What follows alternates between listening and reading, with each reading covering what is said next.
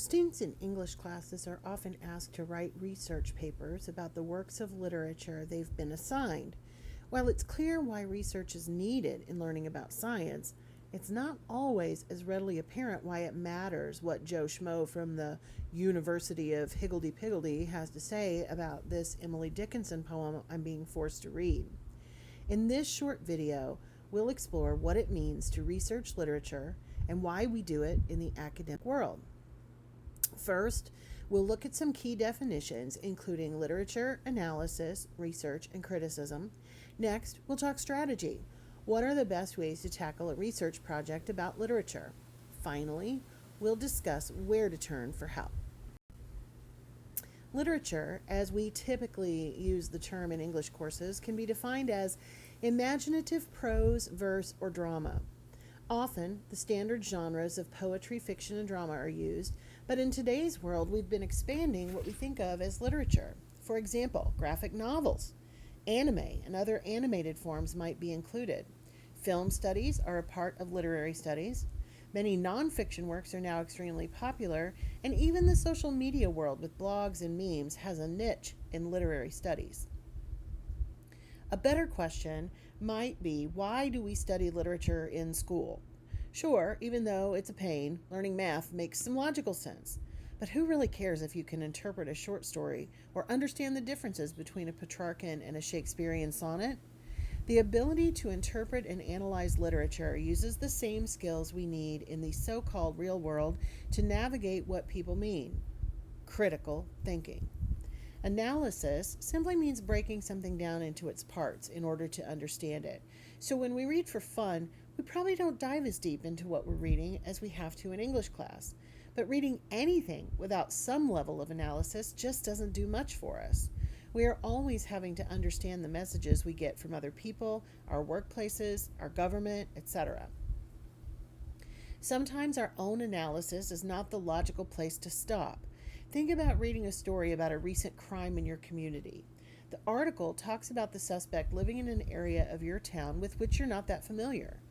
If you take the time to look up a city map to get a sense of where this occurred in relation to where you live, you've just conducted research in order to have a deeper understanding of the situation.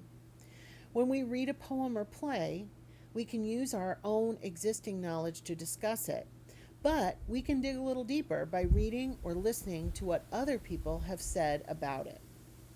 In an online class, we might read what our classmates think on a discussion board.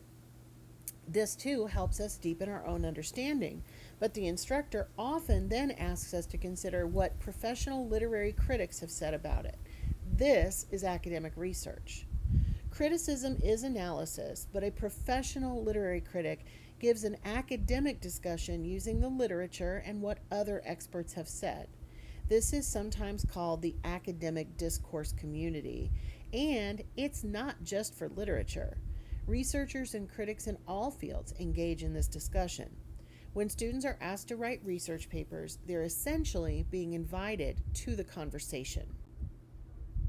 In the age of Google, Siri, and Alexa, we probably do more research on a daily basis than at any time in human history. Knowledge is pretty easy to access these days. However, because there's so much knowledge at the touch of a fingertip or a simple voice command, things have gotten complicated. When a college English teacher asks you to do research, they don't mean ask Alexa. Most of the time, researching the internet is, quote, good enough, end quote, to get us quick information and the answers we need to everyday research questions like where the nearest Walgreens is or what time that movie we want to see is showing. However, when we're writing a research paper, we're expected to use academic research. And in order to find academic sources, we should go directly to a library. The good news is that going to a library no longer means that you have to travel to a specific location, although libraries are pretty awesome places. If you've never explored the public library in your area or the academic libraries at colleges and universities near you, you should. They are incredible places with all kinds of cool events and things to read or watch. Plus, they have the number one biggest help in all things research related: librarians. But more about that later.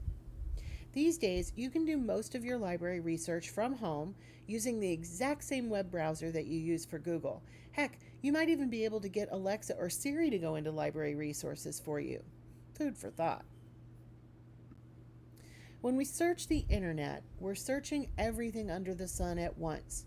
Websites are created by a huge variety of people and entities, and the web is a little like the Wild West. If you pay for your website to be online, it's there. So even if you're not an expert about the subject, you could post anything you want on the web. This is why sites like Wikipedia are not considered trustworthy for research, even though the information is almost always good. The fact that the public can change the content is a potential problem, so it's best to err on the side of caution. With library resources, you are only searching things owned or paid for by the library, and they've typically all gone through the traditional publishing track. Books, magazines, newspapers, and journals are published, edited, and vetted by someone. This doesn't automatically make them good or even accurate, but those checkpoints make it more likely that experts have had some control over the content. Part of the problem with research these days is that it's hard to know the difference between something you find on a website versus something published in a journal simply because we are using the same web browser to look at them. Granted, when using the library to research, we usually have to log in and provide some proof we have access to the information, but it's still the same screen as just having Googled something. So, what are the differences? Books and ebooks are published works that are generally substantial in length. Books are usually considered credible, but they might be outdated by the time we see them, as the publishing process can be lengthy. People can also pay to self-publish books, so with enough money, a non-expert can have a book printed that looks professional. So that also means you cannot automatically assume all books are equally credible. Periodicals are published on a schedule. Most newspapers are daily, magazines are usually monthly, many academic journals are published quarterly or even only yearly. The biggest distinction in the articles within periodicals is whether or not the content is peer-reviewed. In academic journals, other experts in the field make the decisions about what does and doesn't get published. In a popular magazine like Newsweek, or in a newspaper like the New York Times, publishing decisions are made by professional editors, and the articles are written by professional journalists rather than experts in the various fields. This doesn't mean that articles in journals are automatically better, but when you're being asked to do academic research, you want to hear from experts in the field as much as possible. Many libraries also share a lot of video content. There's no one size fits all in terms of what that means, but typically videos found via libraries, especially college libraries, are more educational in nature. The bottom line is that there's never a guarantee of what information is good or bad. We have to be good critical thinkers and hone our information literacy skills to successfully navigate the wealth of info out in the world. Using your school's library for research paper writing, though, is the best strategy. And remember that when it comes to research, you're not alone.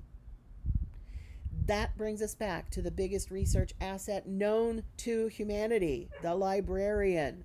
Whether you go visit them in person, reach out to them online, or send them a message in a bottle, librarians are the best resource to help you become a better researcher and do amazing research. So, when all else fails, ask a librarian. You won't be sorry.